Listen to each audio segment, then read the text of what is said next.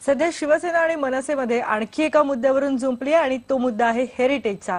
दादर शिवाजी पार्कच्या आजूबाजूच्या इमारतींना हेरिटेज मधून वगळण्यात यावं यासाठी आपणच प्रयत्न केला असा दावा हे दोन्ही पक्ष करतायत। ऐन निवडणुकीच्या तोंडावर हेरिटेज फेरविचार समितीनं आपला अहवाल बीएमसी आयुक्तांना सादर केला आहे आणि त्याचं श्रेय आपल्यालाच मिळावं असा दोन्ही पक्षांचा प्रयत्न आहे। लोकसभा निवडणुकीत सध्या मुंबईतला महत्त्वाचा मुद्दा आहे तो म्हणजे हेरिटेजचा। याच मुद्द्यावरून सध्या मनसे आणि शिवसेनेत श्रेयाची चढाओढ सुरू झाली आहे आणि मुंबईतल्या या इमारतींना हेरिटेज दर्जातून वगळण्यात यावं यासाठी आपणच प्रयत्न करत होतो असा दोन्ही पक्षांचा दावा आहे। दादर माहीम आणि प्रभादेवी मिळून असा हा दादरचा माहीम विधानसभा मतदारसंघ येतो।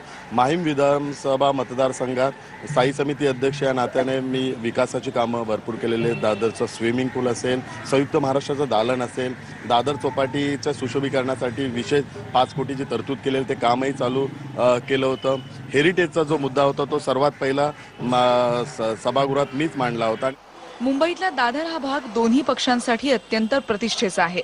शिवसेनेला आपल्या हातातून गेलेला गड परत मिळवायचा आहे, तर मुंबई महानगरपालिका निवडणुकीत 7ही जागा मिळवलेल्या मनसेला हा गड आपल्याकडेच राखायचा आहे। साहजिकच दोन्ही पक्ष इरेला पेटलेत।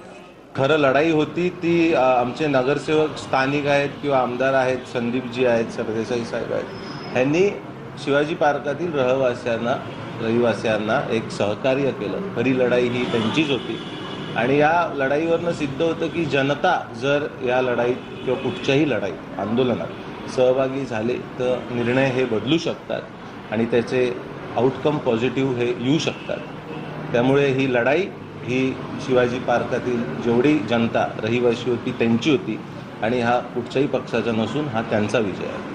अहवालातून शिवाजी पार्क जवळच्या इमारतींना वगळेल असल्याची फक्त चर्चा आहे, तरीही शिवसेनेनं आपल्या मुखपत्रातून आणि मनसेनं प्रतिक्रियांच्या माध्यमातून श्रेय घ्यायला सुरुवात केली आहे। पण हेरिटेजच्या मुद्द्यावर आपल्या पाठीशी खरोखर कोण उभं राहिलं हे दादरची जनता जाणून आहे। व्हिडिओ जर्नलिस्ट अन्वीरसह प्रणाली कापसे, IBN लोकमत, मुंबई। आणि यानंतर आपण बघणार आहोत पुण्यातली एक बातमी। पुणे शहरातल्या वेगवेगळ्या भागांमध्ये शस्त्राचा धाक दाखवून दरोडा टाकणाऱ्या टोळीला